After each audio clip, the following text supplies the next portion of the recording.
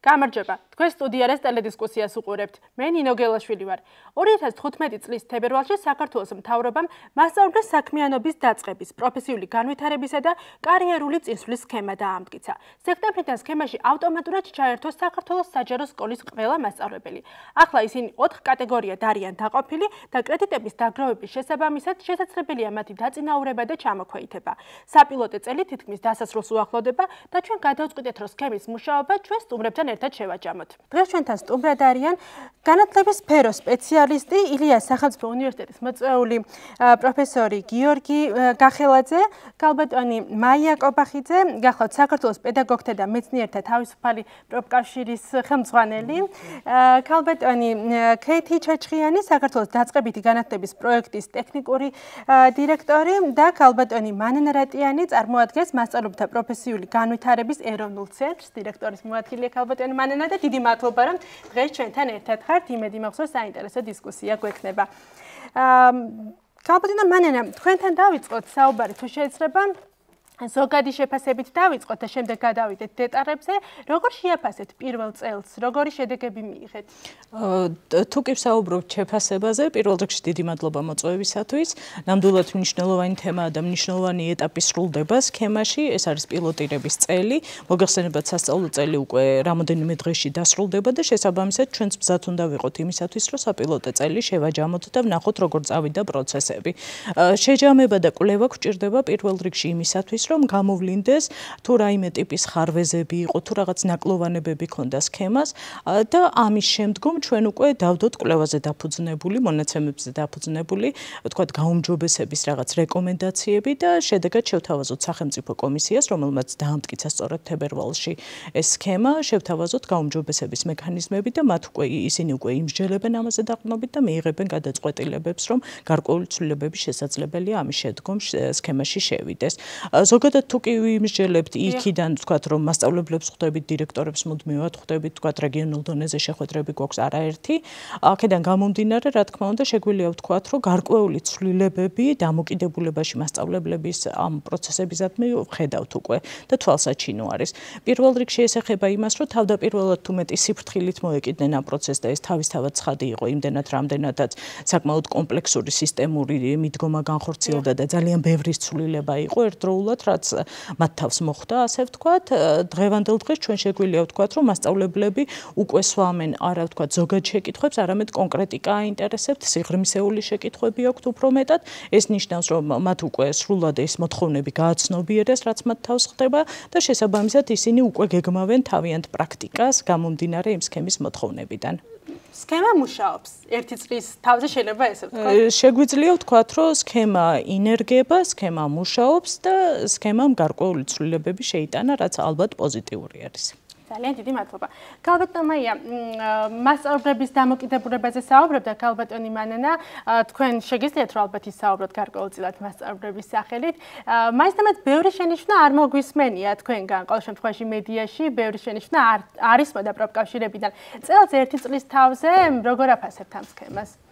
უპირველეს ყოვლისა დიდი მადლობა მოწვევისათვის, მივესალმებით თქვენს მაყურებელს, დისკუსიის მონაწილეებს.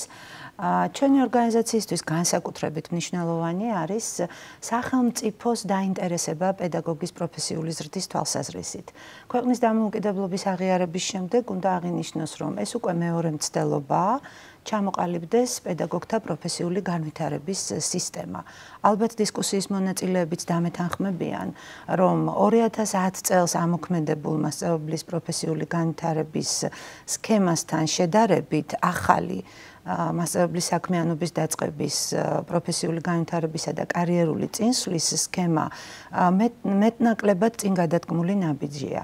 სრულყოფილი იდეალური დოკუმენტი არ არსებობს, ბუნებრივია ეს სქემაც ვერ იქნება და სწორედ საპილოტო წელიწადად იმიტომ გამოცხადდა 2015-16 აკადემიური წელი, რაც შეეხება სქემის მიმართ კრიტიკას, ნამდვილად ნაკლებად გაისმოდა, თუმცა ძალიან ბევრი მოსაზრება მაქვს მასწავლებლის პროფესიული განვითარების თვალსაზრისით და მოთხოვნაც და ეს გამომდინარე იყო იქედან რომ მე გახლავართ სახელმწიფო კომისიის წევრი, ამდენად სახელმწიფო კომისიაზე იმდენად ბევრი ინიციატივებით გამოვედით, ჩვენი ინიციატივების უმეტესი ნაწილი დაკმაყოფილებული იქნა, რომ პედაგოგთა ინტერესები მაქსიმალურად გავითვალისწინეთ და დავიცავით სახელმწიფო კომისიაზე.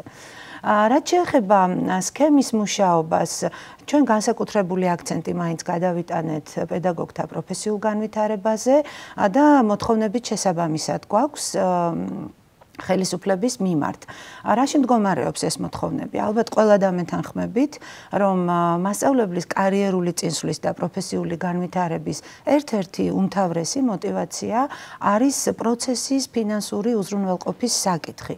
ჩვენი მასწავლებლების გამოკითხვის საფუძველზე და ასევე შესწავლის შედეგად შემიძლია თამამად განვაცხადო, მასწავლებლებში მუხტი გაჩნდა ნამდვილად პროფესიული ზრდისათვის, ასევე უნდა აღინიშნოს ისიც, რომ мотиваცია მეტი ექნებოდათ პედაგოგებს, თუ უკეთ გაიზრდებოდა ხელფასები, თუმცა მნიშვნელოვანი ხელფასების ზრდა განხორციელებულია და ამან ხელი შეუწყო პედაგოგებში, რა თქმა უნდა, სტიმულის უფრო გაჩენას და საინტერესოა ისიც, რომ ჩვენ დღის წესრიგიდან არ მოგვიხსნია ხელფასების დის საკითხი, ვინაიდან პედაგოგის სრული შრომის ანაზღაურება, ეს არის თანამდებობრივი სარგოსა და დანამატების ჩათვლით, ნაკლებია საჯარო სექტორში დასაქმებულთა შრომის ანაზღაურებაზე.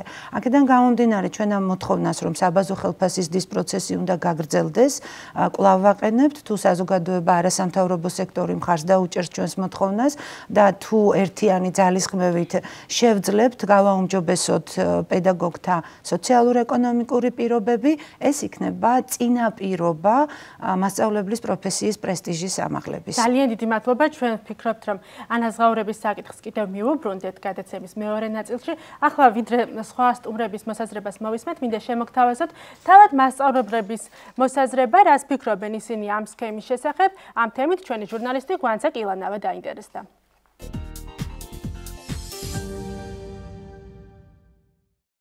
თბილისის კლასიკური გიმნაზიის დაწყებითი საფეხურის მასწავლებელი ლელა სეხნიაშვილი მასწავლებელთა სერტიფიცირების გამოცდაზე წელს პირველად გადის. აქამდე მას გამოცდაზე გასვლის სურვილი არ ჰქონდა, თუმცა გასული წლების ტესტების გაცნობის შემდეგ ის დარწმუნდა, რომ ტესტებში დაუძლეველი არაფერია. მისი თქმით, დაწყებითი საფეხურის მასწავლებლებს ერთდროულად 3 საგანში უწევთ გამოცდის ჩაბარება, რაც დისკომფორტს ქმნის. ამიტომ პედაგოგებს სამივე საგანში ტესტირება სხვადასხვა დღეს უნდა ჰქონდეთ. ქალბატონი ლელა მასწავლებლების განვითარების პროფესიულ სქემას დადებითად მასწავლებლებისთვის ეს გამოცდები ზოგადად იმიტომ არის კარგი, რომ პედაგოგი პირველ რიგში ღებულობს სერტიფიკატს და ბოლოს და ბოლოს ხელფასის ამაღლებაც ხდება შესაბამისად. ეს პირველი, რომელიც ასე ვთქვათ, მომხიბლელია პედაგოგისთვის, ასეთ პატარა დაბალ ხელფასებთან შედარებით. და გარდა ამისა, პედაგოგი იზრდება, რა თქმა უნდა, იზრდება გულისხმობ ცოდნით, განვითარებით და ეუფლება რაღაც ახალ უნარებს. ისტორიის და სამოქალაქო განათლების პედაგოგმა ანა კუპრავამ მასწავლებელთა სერტიფიცირების გამოცდა 2011 წელს ჩააბარა. ახლა ის უფროსი მასწავლებელია. მისი აზრით, პედაგოგებთა სერტიფიცირების გამოცდას თავი არ უნდა აარიდონ, რადგან საგამოცდო ტესტებში არც ერთი ისეთი საკითხი არ შედის, რომელიც მასწავლებელმა შეიძლება არ იცოდეს. მისი თქმით, ძირითადად გამოცდაზე გასვლის სურვილი არ აქვთ უფროსი ასაკის პედაგოგებს, რომლებიც აპირებენ სკოლიდან წასვლას. ანა კუპრავას აზრით, მასწავლებლების პროფესიული განვითარების სქემა პედაგოგების როგორც პროფესიული განვითარებისთვის, ასევე მატერიალური თვალსაზრისითაც ძალიან მნიშვნელოვანია. აქამდე ხო ჩვეულებრივად ვაკეთებდი იმას, რასაც ახლა მთხოვს სქემა. აი სქემა მთხოვს დაუშვათ იგივე სამოდელო გაკვეთილებს, იგივე ჩემი პრაქტიკული საქმიანობის კვლევას, ინტეგრირებულ გაკვეთილებს, ამას ადრე ყოველთვის ვაკეთებდი. და ჩვეულებრივად ვაკეთებდი, იმიტომ რომ უბრალოდ აი მინდოდა საჭიროება მოითხოვდა მოსავლეებს და რაღაცა. ეხლა ამისთვის თუ კიდე კრედიტები მომენიჭება და პლუს ამ კრედიტებიდან გამომდინარე ხელფასი მომემატება, რა თქმა უნდა, რატომაც არა, ხო? მასწავლებელთა სერტიფიცირების პროცესი განათლების სამინისტრომ 2010 წელს დაიწყო, თუმცა 2015 წელს საქართველოს მთავრობამ მასწავლებლებს საქმიანობის დაწყების პროფესიული განვითარებისა და კარიერული წინსვლის ახალი სქემა შესთავაზა. სქემის მიხედვით მასწავლებლების 4 კატეგორია არსებობს: პრაქტიკოსი, უფროსი, წამყვანი და მენტორი. დაწინაურების ან კატეგორიის შენარჩუნების მიზნით მასწავლებლებმა შესაბამისი კრედიტები უნდა დააგროვონ.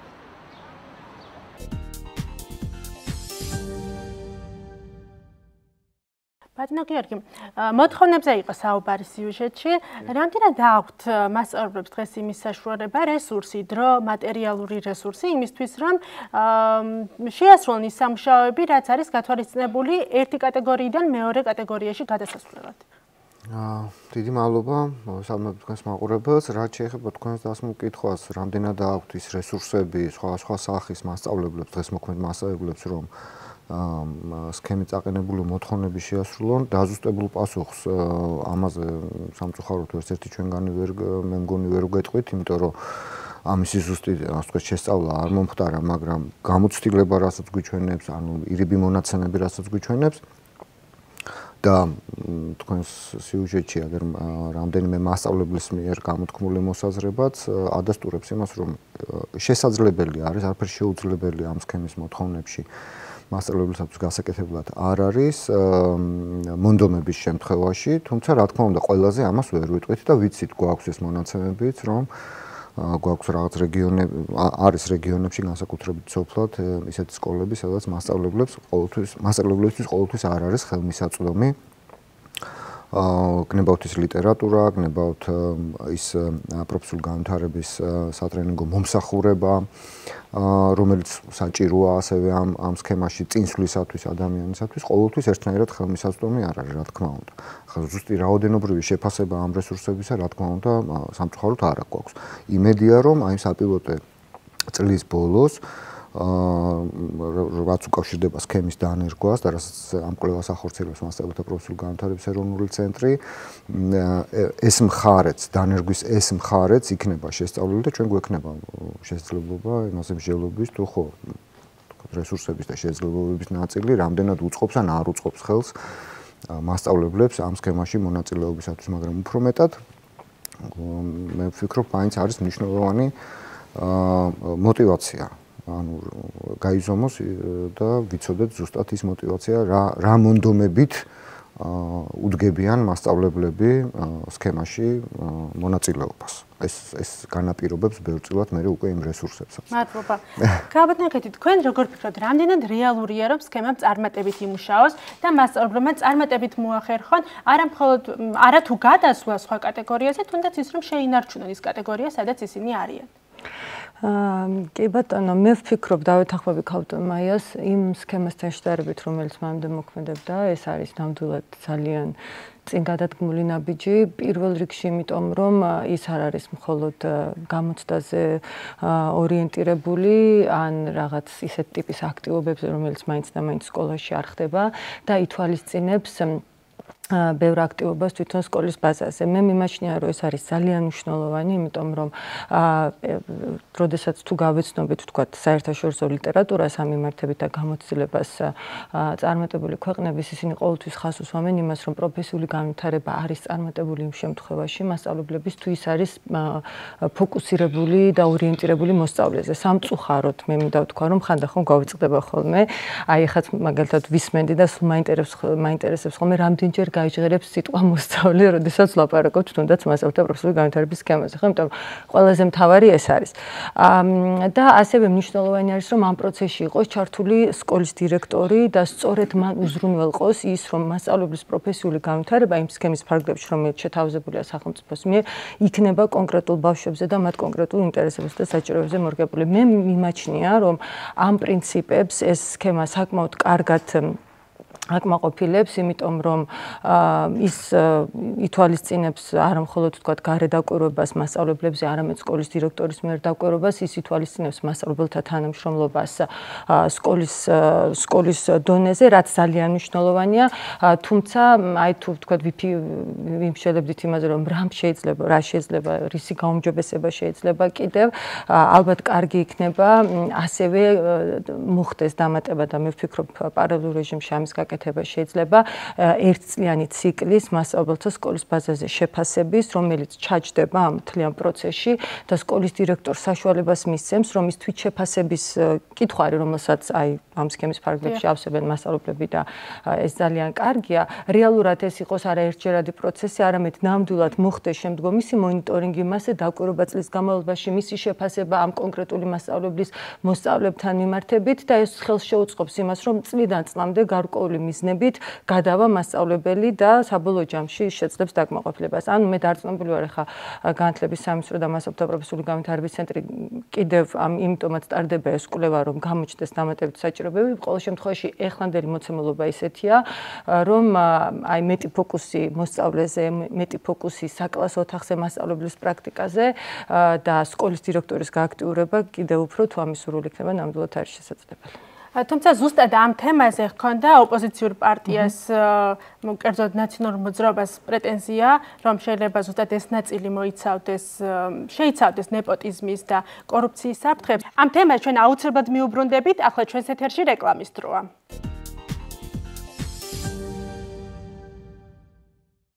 ჩვენ დაუბრუნდით და საუბრობთ მასწავლებლების კვალიფიკაციის შესახებ. რეკლამაზე გასვლამდე ქალბატონი ქეთი საუბრობდა, რომ უფრო მეტად უნდა გაძლიერდეს სკოლაში შეფასების ნაწილი. თუმცა ზუსტად ამ ნაწილთან დაკავშირებით ჩვენ გვესმოდა არაერთი პრეტენზია, რომ ეს შეიცავდა ნეპოტიზმის და კორუფციის საფრთხეებს. თქვენ რას ფიქრობთ ამასთან დაკავშირებით? ხედავთ ამაში საფრთხეს? ნეპოტიზმის და კორუფციის საფრთხეებს ნაკლებად და თითქმის ვერ ვხედავ, ეს დამოკიდებულია თვითონ პედაგოგთა საზოგადოებაზე, რამდენად გაითავისებენ ობიექტური შეფასების მოთხოვნებს. მე უფრო მექანიზმებზე გავამახვილებდი ყურადღებას. არსებობს ერთი ძირითადი შეკითხვა, რომელზეც პასუხი უნდა გაეცეს, ვფიქრობთ, მასწავლებელი უნდა შეფასდეს მასწავლებლის საქმიანობა, როგორ ასწავლის საგანს, თუ გამოუმუშავებს თუ არა ბავშვს დამოუკიდებელი აზროვნების, შრომის, კულტურის უნარჩვევებს. ეს ძალიან მნიშვნელოვანია და რამდენად შესაბამისობაშია აი ამ მოთხოვნებთან სახელმძღვანელოები, ეროვნული და სასკოლო სასწავლო გეგმები. ამ შემთხვევაში მე ვიტყოდი, რომ მარტივი პასუხია მექანიზმები პედაგოგის ასეთი ტიპის საქმიანობის შეფასების ჯერჯერობით არ არსებობს და ძალიან მნიშვნელოვანია ჩვენი ორგანიზაციისთვის პედაგოგის შეფასების კრიტერიუმები. რაც შეეხება მე მინდა გამოვეპასუხო ბატონ გიორგის გეთანხმებით სკოლის აღჭურვასთან დაკავშირებით, სქემის წარმატებით მუშაობა დამოკიდებული არის ნამდვილად სასწავლო მატერიალურ ტექნიკური ბაზით აღჭურვაზე საჯარო სკოლების. ამ მხრივ არა გვაქვს კარგი მდგომარეობა და აქვე უნდა აღინიშნოს მაგალითად ნებისმეტყველო საგნის მასწავლებლები ვერ შეძლებენ საგნის სწავლების სრულყოფილი ციკლის განხორციელებას, თუ მაგალითად მათ არ ექნებათ ხელშეწყობა, მაგალითად თვალსაჩინოების სახით, იგივე ცდების ჩატარებით და ამ მიმართულებით ძალიან ბევრია სკოლებში სამუშაო. ვერც პედაგოგი გაიზრდება პროფესიული კუთხით და ვერც სრულყოფილად ვერ ასწავლის საგანს.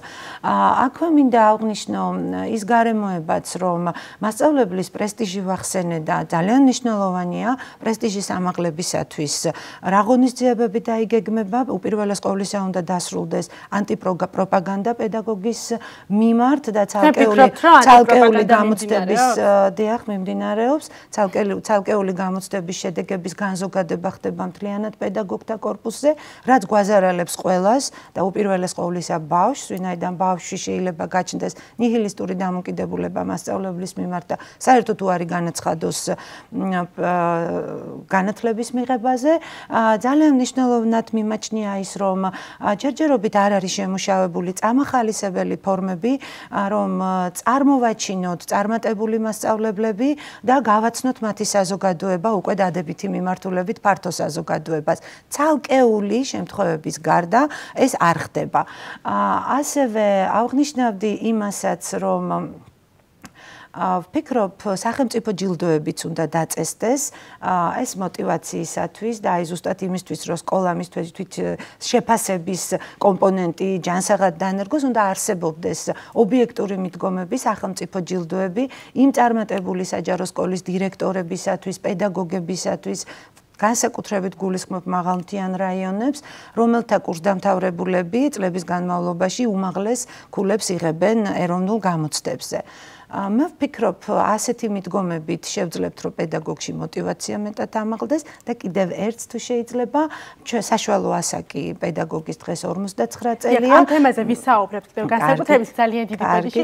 ბატონო გიორგი, შეიძლება პირდაპირ არ იყოს ნეპოტიზმი და კორუფცია, მაგრამ ფიქრობთ თუ არა, რომ შიდა შეფასების მექანიზმში შეიძლება იყოს სუბიექტური შეფასება და თქვათ ერთ სკოლაში სხვანაირად მოხდეს შეფასება და იყოს უფრო მობიერი დირექტორი და კოლეგები და მეორე სკოლაში იყოს უფრო კაცრი კოლეგები. დიდი მადლობა, მაგრამ ამ სქემაში ახლა ეს პარამეტრი, რასაც კითხვას ვსვამთ, ნაკლებად არის გათვალისწინებული, იმიტომ რომ სკოლის როგორც ორგანიზაციის ავტონომიურობა მასწავლებლის შეფასებაში ამ სქემაში წინა სქემასთან შედარებით ცოტა მეტად კი გვაქვს განვითარებული, მაგრამ იმთავითვე შეგვიძლია თქვათ, რომ არასაკმარისად.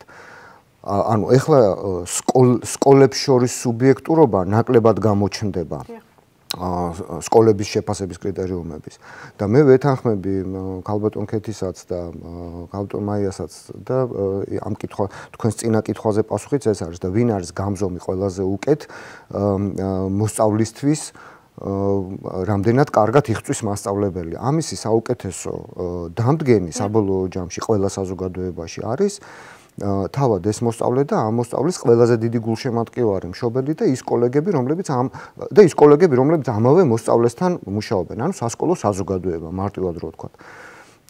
და ის ყოველთვის უკეთესი შემფასებელია, ვიდრე რაგინდ მაღალ პროფესიული, მაღალ ინტელექტუალური, ესა თუ ის სახელმწიფო თუ ესა თუ ის მთავრობა. შემდგომი განვითარება სქემისა ნამდვილად უნდა უკავშირდებოდეს სკოლის მეტ დამოუკიდებლობას ამ თვალსაზრისით და რა თქმა უნდა ამ შემთხვევაში სასკოლო საზოგადოებები თბილისშიც კი ან ერთ დასახლებაშიც კი სადაც რამდენიმე სხვა სკოლა არის ისინი ბუნებრივად განსხვავდებიან ერთმანეთსაგან მათი მოლოდინები ამ ადამიანებისა თანამშრომლები ან მშობლები ან მოსწავლეებისაგან ყოველთვის ერთნაირი და იდენტური არ არის და არც უნდა იყოს ისინი თავად და უკეთ დაადგენენ და თუ გვინდა რომ სკოლა იყოს საზოგადოებისათვის და უფრო მეტად გვესმოდეს მასწავლებლების ინტერვიუებში მოსწავლეზე საუბარი ვიდრე მასწავლებელსა და მთავრობაზე ან მასწავლებელსა და დირექტორზე საუბარი სწორედ ამ მიმართულებით უნდა წავიდეთ. რაც შეეხება ნეპოტიზმს, კიდევ ერთხელ ვამბობ, როცა კორუფციაზე და ნეპოტიზმზე ლაპარაკობთ, ერთი მარტივი ჭეშმარიტება არსებობს, მათ შორის განათლების სისტემაზე ვრცელდება. რაც უფრო ერთ ცენტრში არის თავმოყრილი რაღაც ის მართვა და კონტროლი, კორუფციის და ნეპოტიზმის საფრთხე იქ უფრო მზარდია, ვიდრე პატარ-პატარა, ასე ვთქვათ, საზოგადოებებში ამ საკითხების გადაწყვეტისა. ქალბატონ მანიძე, თქვენ გიფიქრიეთ თუ არა, რომ მოსწავლე ყოფილიყო სქემაში ერთ-ერთი შემფასებელი პედაგოგის? ჩვენ გვაქვს ამის გამოცდილება უმაღლეს სასწავლებლებში, სადაც სტუდენტები აფასებენ ლექტორებს. ან მშობელი რომ ყოფილიყო შემფასებელი? ჩვენ გქონდა, რა თქმა უნდა, სქემა რასახითაც დღეს არის დამტკიცებული, რა თქმა უნდა, თავდაპირველად მოსამზადებელ ეტაპზე არაერთ სხვადასხვა ვერსიას განვიხილავდით, არაერთი მოსაზრება, არაერთი იდეა მოისინჯა, ვთქვათ, იგივე სასკოლო საზოგადოებასთან, იგივე გადაწყვეტილების მიმღებთან და შესაბამისად ერთ-ერთი ვერსია, რა თქმა უნდა, ესეც იყო, რომ მოსწავლე ყოფილიყო მასწავლებლის შემფასებელი. თუმცა განხილვების შედეგად ამან, რა თქმა უნდა, არ გამოიწვია დადებითი რეაქცია და მიიჩნიეს, რომ მოსწავლე შეიძლება იყოს არაობიექტური, მოსწავლის შეფასება არ უნდა იყოს წამყვანი და შესაბამისად ეს არ არის ასახული სქემაში. ეს არის ძალიან კარგი ბერკეტი და ნამდვილად ჩვენთვის საინტერესო იყოს, როგორც მოსწავლის აზრი უნდა იყოს, ისე მასწავლებლის, ისე კოლეგების და ყველასი მასწავლებლის შესახებ. მაგრამ ამ ეტაპზე სქემა არის ისეთი, როგორიც არის, შესაბამისად მასწავლებლები აფასებენ ერთმანეთს და არის გარე შეფასება და ასევე თვით შეფასება შემოვიდა როგორც ერთ-ერთი კომპონენტი. შეიძლება ითქვას, რომ სქემა ამ შეფასების მხრივ ბევრად უფრო მრავალფეროვანი გახდა, ვიდრე ადრე მასწავლებლების იყო. ზუსტად ქალბატონი ქეთი საუბრობდა ამაზე, რომ ადრე თუ კი მხოლოდ გამოცდით ხდებოდა მასწავლებლის შეფასება, ეს კომპონენტი, რა თქმა უნდა, ერთ-ერთი კომპონენტად დარჩენილი არის კვლავაც სქემაში, თუმცა მასწავლებლები, როდესაც 3 წლის განმავლობაში თავის საგნის გამოცდას უკვე ჩააბარებენ, ეს კომპონენტი გადაინაცვლებს გარეთ, ანუ შემომსვლელების კვალიფიკაციას და კომპეტენციას საგანში ჩვენ დავადგენთ და შემდგომ უკვე მასწავლებელი, რომელიც უკვე სკოლა დაიქირავებს, ის უკვე თავისთავად კომპეტენტური კადრი იქნება და შესაბამისად შიგნით საგამოცდო შემოწმება აღარ მოხდება. ამდენად ჩვენ ვსაუბრობთ იმაზე, რომ ეს რა თქმა უნდა არის საკმაოდ საშუალო და გრძელვადიანი შეგვიძლია ვთქვათ, ეს მასწავლებლების პროფესიული განვითარება და ცვლილებები, რაც მოხდება მასწავლებლის პროფესიასთან დაკავშირებით და მე დავეთანხმები ასევე ბატონ გიორგისაც იმაში, რომ ძალიან დიდი მნიშვნელობა აქვს საუნივერსიტეტო მასწავლებლების მომზადების პროგრამა როგორ შეიცვლება. წელს ჩვენ შეგვიძლია ვთქვათ, რომ გვაქვს უკვე გარკვეული რა თქმა უნდა, აი ნახეთ ეს სქემის სათაური შედგება უკვე მასწავლებლის საქმიანობის დაწყება, პირველი ნაწილი არის, შესაბამისად სწორედ იმაზე არის საუბარი, თუ როგორ უნდა შეიცვალოს მასწავლებლის მომზადების პროგრამები. და ამ ეტაპზე უკვე მოგეხსენებათ, სექტემბრიდან მიღება იქნება მასწავლებლის მომზადების 60 კრედიტიან კურსებზე, რაც გულისხმობს იმას, რომ ეს იქნება სასერტიფიკაციო კურსი, ამის წინაპირობა იქნება საგნის გამოცდის ჩაბარება და ასეთი კურსდამთავრებული, რომელსაც საგანით ჩაბარებული აქვს 60 კრედიტიანი პროგრამა წარმატებით აქვს გავლილი, შეძლებს სქემაში შემოვიდეს, თქვენ თავდაპირველად ახსენეთ 4 კატეგორია მასწავლებლის მეორე კატეგორიაზე, რადგან მას უკვე ის კომპეტენციები იქნება, რომელიც სწორედ მასწავლებლის პროფესიული განვითარების სტანდარტით განსაზღვრული არის უფროსი მასწავლებლისათვის და ეს ალბათ ერთგვარი მოტივატორი აღმოჩნდება იმისათვის, რომ ახალგაზრდებმა იფიქრონ მასწავლებლის პროფესიაზე, რადგან მათი ანაზღაურება არ იქნება მხოლოდ საბაზო ხელფასით არ იქნება შემოსაზღვრული და მათ ექნებათ ასევე უფროსი მასწავლებლისათვის განსაზღვრული დამატებები და მე მაინც მიუხედავად იმისა, რომ კოლეგებმა უკვე ისაუბრეს და არ შემიძლია არ თქვა ნეპოტიზმთან დაკავშირებით, რა თქმა უნდა სწორი არის ის, რომ მასწავლებელი ფასდებოდეს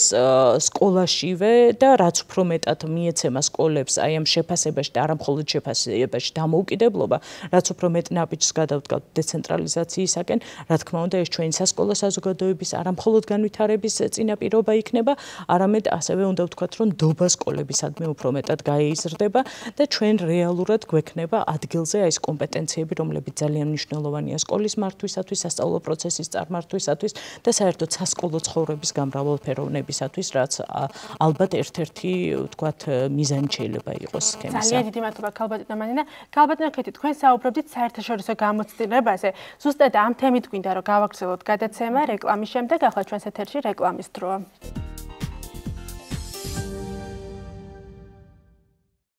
ჩვენ ვაგრძელებთ და ვსაუბრობთ მასწავლებლების კვალიფიკაციის შესახებ.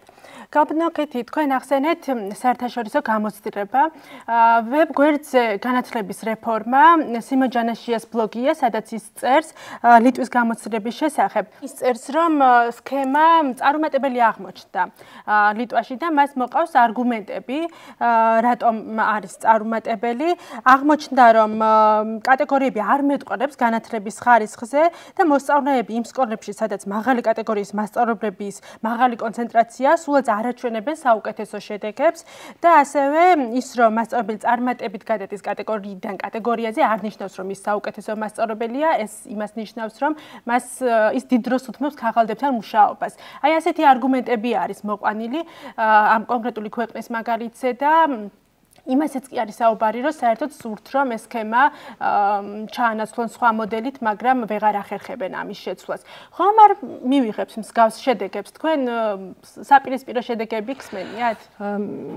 იცით რაშია საქმე, გააჩნია როგორ მოხდება თვითონ წარმართვა ამ პროცესის. აი ერთ კონკრეტულ მაგალითს გეტყვით. თუ თვითშეფასების კითხვარი მაგალითად, რომელიც უნდა შეავსოს მასწავლებელმა, თუ ეს იქცევა ასეთ პროცესად, რომ მასწავლებელმა შეავსოს თვითშეფასების კითხვარი და წლის ბოლომდე ამ კითხვარისთვის არავის შეუხედავს, მათ შორის არც დირექტორს და უბრალოდ ჩაეთვალა მან რომ ეს გააკეთა, ან თუ ვთქვათ სკოლის დირექტორი და შეფასების ჯგუფი შევა გაკვეთილზე მოახდენს ამ გაკვეთილზე დაკვირვებას, ოღონდ ეს დაკვირვების შედეგები პოზიტიური იქნება თუ ნეგატიური, ამას არავინ არ მიაქცევს ყურადღებას და ამას არავითარი განმავითარებელი ეფექტი არ ექნება მასწავლებლისთვის და ასე შემდგომ ბუნებრივია დგას იმის საშიშროება, რომ ეს იქცეს ეს სქემა ერთგვარ კიბეთ, რომელზეც მასწავლებელი თუ რაღაც აქტივობას განახორციელებს, მიუხედავად ამ იმისა, ეს რამდენად ეფექტურია ეს აქტივობა და რამდენად აისახება ეს აქტივობა მოსწავლის მიღწევაზე, ეს რაღაცნაირად, ესე ვთქვათ, კი, ეს საშიშროება აქ არსებობს. სწორედ ამიტომაც მაქვს საუბარი იმაზე, რომ რეალურად აუცილებელია, რომ ყველა ეტაპზე ნებისმიერი, ასე ვთქვათ, ტიპის აქტივობის განხორციელების დროს იქნება ეს გარედაკვირვება თუ შიდა დაკვირვება მასწავლებელზე თუ მასწავლებლის მიერ ამა თუ იმ პროფესიული განვითარების აქტივობაში მონაწილეობა, ერთის მხრივ სწორება უნდა მოხდეს მასწავლებლის სტანდარტზე და მოლოდინებზე და მასწავლებელს კარგად უნდა ჰქონდეს გააზრებული და ეს არა მხოლოდ სახელმწიფოს მხრიდან, იმიტომ რომ სახელმწიფოს მხრიდან იდება სტანდარტი, ვებსაიტზე განთავსდება და ეს თუ დირექტორმა არ გააცოცხლა ეს დოკუმენტი ყოველდღიურ ცხოვრებაში მასწავლებელთან და ეს მოლოდინები არ გააქტიურა, ისე არაფერი არ ხდება, ხო? ანუ ამ მოლოდინების გააქტიურება უნდა მოხდეს და ასევე მუდმივად უნდა მოხდეს გაზომვა მოსწავლეების შედეგების, პროგრესის და აი ამის შედარება, ასე ვთქვათ. თუმცა ამას არ ითვალისწინებს. იცით რა არის? ხო, ამიტომაც არის და მე ამიტომაც არის რომ ცდილობს სამინისტროც რომ კიდევ მოსინჯოს გზები, როგორ შეიძლება მისი ეფექტურობის გაზრდა, თუმცა ამ მხრივ მე ვფიქრობ, რომ სივრცეა ამ სქემაში იმისთვის, რომ რაღაც სათანადო ცვლილებები იყოს, ნამდვილად არსებობს. ყოველ შემთხვევაში იმპლემენტაციის ხარისხზე არის ძალიან ბევრი რამ დამოკიდებული, რამდენად სკოლის დირექტორი და შეფასების ჯგუფი და თვითონ მასწავლებელიც მაგალითად ამას მიუდგება როგორც პროფესიული განვითარების შესაძლებლობას. და სკოლის დირექტორს კიდევ აქვს არ არის აუცილებელი სქემის ფარგლებში მოხდეს ყველაფერი. სკოლის დირექტორს ნებისმიერ სკოლას აქვს საშუალება დამატებითი სისტემები მხარდამჭერი შექმნა სკოლაში იმისთვის, რომ ამ სქემის მუშაობა იყოს უფრო ეფექტური. ხა მე ვფიქრობ, რომ რაღაც ეროვნულ დონეზე არსებული ჩარჩო ამ სქემის თვალსაზრისით საჭირო არის, თუმცა შეიძლება არ არის საკმარისი და სკოლების დონეზე უნდა მოხდეს გაძლიერება. ნეპოტიზმი ყოველთვის იქნება საფრთხე, მაგრამ ეს არ ნიშნავს, რომ და არა პროფესიონალიზმი, მაგრამ ეს ნიშნავს, რომ საკითხი ასე დავაყენოთ, რომ მოდი არ საკითხი ასე უნდა დავაყენოთ, როგორ უნდა გავაძლიეროთ დირექტორი და სკოლა იმისთვის, რომ რეალურად სქემაც და პროფესიული განვითარებაც იყოს მოსწავლეზე ორიენტირებული და შემდგომ უკვე ის საფრთხები, რაც ბატონი სიკო საუბრობს, ნაკლებად იქნება. მე დავაზუსტებ, რომ ეს მონაცემები ეხება ლატვიას და მესმის, კი. ქალბატონო მაია, თქვენ საუბრობდით პედაგოგების ასაკის შესახებ და ვიცით რომ ერთ-ერთი ხანდაზმული პროფესიაა პედაგოგების ასაკი, ან საკმაოდ მაღალი ასაკის პედაგოგები გვყავს, ახალგაზრდები არ ინტერესდებიან როგორც ჩანს მასწავლებლის პროფესიით, თუ რატომ ვერ ხვდებიან ახალგაზრდები სკოლაში. იქნებ სკოლა ამათთვის ჩაკეტილი. ჩვენ ვიცით რომ საშუალოდ 48-50 წლის პედაგოგები გვყავს საქართველოში და 31 წელს ქვემოთ სულ 3%-ია თუ 6% თუ არ ვცდები საქართველოში. პედაგოგის პროფესიის პრესტიჟის ამაღლებასთან დაკავშირებით მე უკვე ჩემი მოსაზრებები გამოვხატე, ამ თემას არ შევეხები, მაგრამ აღნიშნავ იმას, რომ ნებისმიერი კარგად შემუშავებული სისტემა, დოკუმენტი, რეფორმა საჭიროებს განახლებას განვითარების გარკვეულ პერიოდში, ვინაიდან აუცილებელი არის პასუხობდეს თანამედროვე მოთხოვნებს.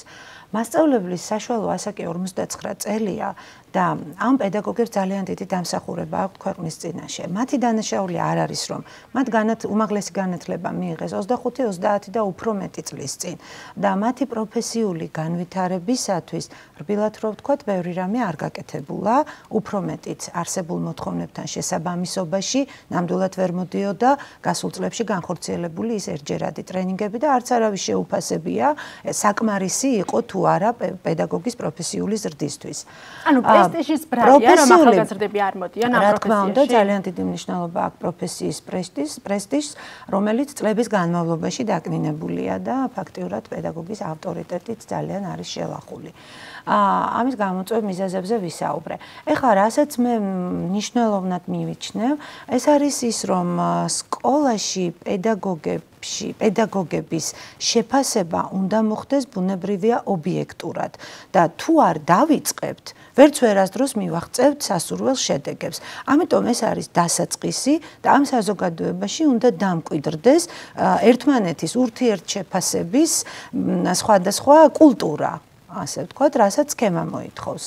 ხოლო ასაკთან დაკავშირებით ერთს დავამატებდი, რომ რა თქმა უნდა ჩვენ არ ვართ წინააღმდეგი ახალგაზრდა კადრების შემოვიდეს, ახალი სქემაც ითვალისწინებს ამ პროცესს, ასევე და აუცილებლობაც არის ეს არსებული მდგომარეობიდან გამომდინარე, მაგრამ ეს უნდა მოხდეს ობიექტური პრინციპების მკაცრი დაცვით. ვინაიდან დღეს ჩვენს მასწავლებლებში ძალიან ბევრი ასაკოვანი, მაგრამ საუკეთესო შედეგების მქონე პედაგოგები გვყავს, რომლებიც მართლაც შედეგზე არიან ორიენტირებული და მართლაც ხარისხიან გაკვეთილებს ატარებენ. ასე რომ ასაკობრივი დისკრიმინაცია პროფკავშირისთვის განსაკუთრებით კატეგორიულად მიუღებელია, თუ კი სახელმწიფო პროგრამები მუშაობს ახალგაზრდა კადრების მომზადებისათვის, განსაკუთრებით ხელშეწყობა ჭირდება მოქმედ პედაგოგებს. ძალიან დიდი მადლობა, სულ რამდენიმე წუთი დაგვრჩა.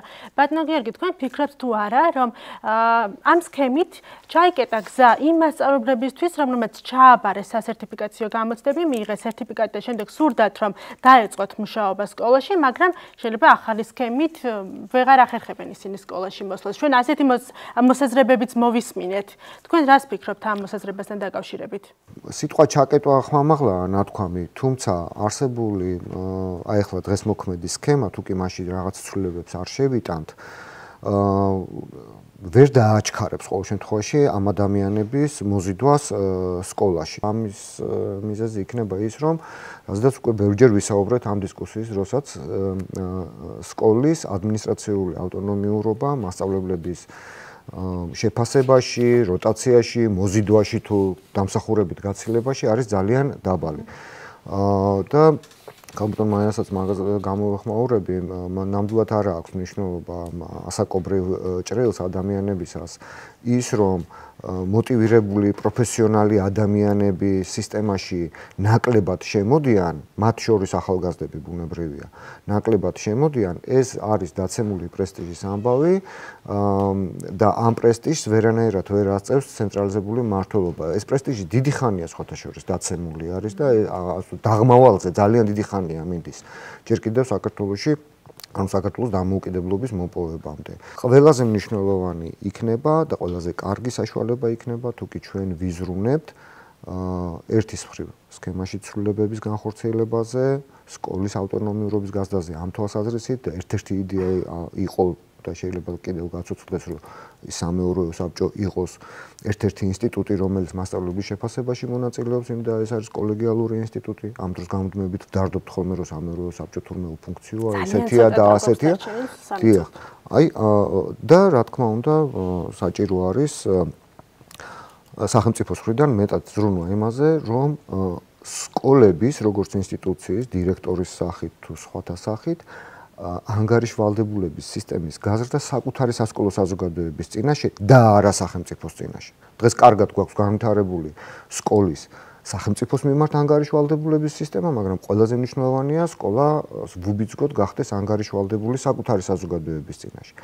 არა მარტო ფინანსური თვალსაზრისით. აი აქ დევს ის კვანძი, რომელიც ხელს შეუწყობს ბუნებრივ გადინება შემოდინებას პროფესიაში ადამიანებისას. ძალიან დიდი მადლობა.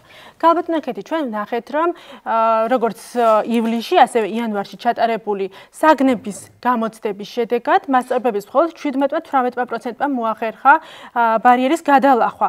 აი ეს მონაცემები, ის რომ მასწავლებლებს უჭირთ საგნის გამოცდის ჩაბარება, ხომ არ შეუშლის ხელს სქემის მუშაობას?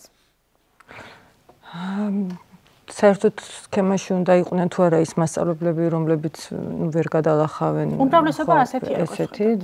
ეს მე მგონი ის საკითხია, რომელზეც ძალიან დიდი აქცენტი უნდა გაკეთდეს. მე არანაირად არ ვარ იმის მომხრე, რომ ჩვენ რადიკალური პოზიცია დავიკავოთ მასწავლებლების მიმართ და თუნდაც ისეთი მასწავლებლები, რომლებიც მინიმალურ ზღვარსაც ვერ გადალახავენ, ასე ვთქვათ, მათ მაშინვე დავიმშვიდობოთ, მაგრამ მე ვფიქრობ, რომ არანაირად არ შეიძლება ბავშვების განათლების და ამ ქვეყნის მომავლის ხარჯზე რაიმე კომპრომისის გაკეთება. ოღონდ მას შემდეგ, როდესაც ეს მასწავლებლები, აი ისინი, ვიზეც თქვენ საუბრობთ, თქვათ, მიიღებენ სათანადო მხარდაჭერას სახელმწიფოსგან.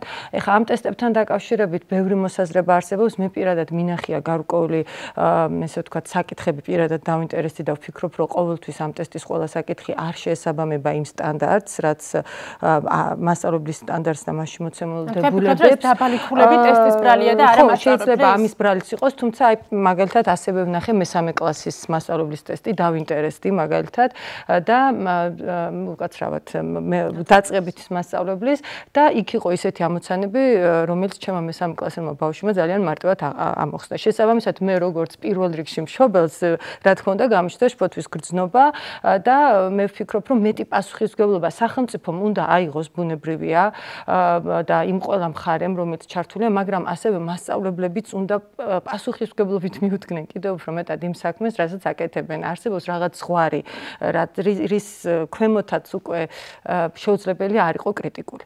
კიდევ ერთხელ ვიმეორებ, საჭიროა მათი მხარდაჭერა, მაგრამ თუ არ მოხდა ამ მხარდაჭერის ფონზე მათი мотиваციის გაზრდა და მათი უნარიანობის ამაღლება, მაშინ ბუნებრივია ყველა ღონე უნდა იხმაროს სახელმწიფო მისთვის, რომ სისტემაში დარჩნენ კვალიფიციური ადამიანები. და ერთი მინდა კიდევ თქვა პროექტს, რომელსაც მე წარმოვადგენ, მაინც არ მინდა ესე დავამთავრო ნეგატიურ განწყობაზე ჩემი სიტყვა.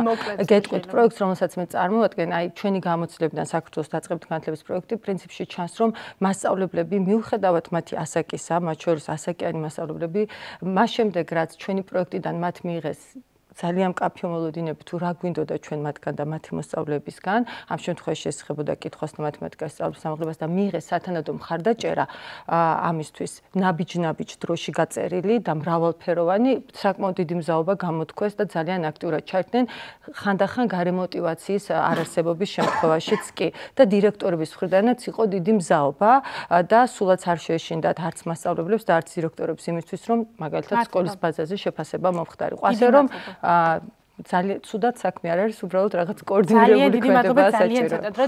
ძალიან ბევრი კითხვა დააგვრჩა და დრო საერთოდ არ გვაქვს. ბოლოს კითხავთ, უნდა არსებობდეს თუ არა კვოტები თითოეული კატეგორიისთვის, იმისთვის რომ უბრალოდ წარმოდგენა გქონდეს, რამდენი შეიძლება გყავდეს მაღალანაზღაურებადი მასწავლებელი ბიუჯეტის გასაცემად. კი ბატონო, გასაგებია შეკითხვა, ჩვენ გონია რომ კვოტა როგორც ასეთი გარკვეულწილად დამატებით ბარიერებს შექმნის მასწავლებლებისათვის, ეს მთლიანად დამოკიდებული იყოს, უნდა იყოს მასწავლებლის პროფესიულ განვითარებაზე და სწორედ ის რამდენად მუშაობს თავის თავზე, რამდენად მოახერხებს კომპეტენციების ამაღლებას და სქემის მოთხოვნების დაკმაყოფილებას, რამდენად შედეგიანი, ეფექტური და ეფექტიანი იქნება მისი მუშაობა, ამაზე უნდა იყოს დამოკიდებული მისი კარიერული ზრდა და სტატუსი.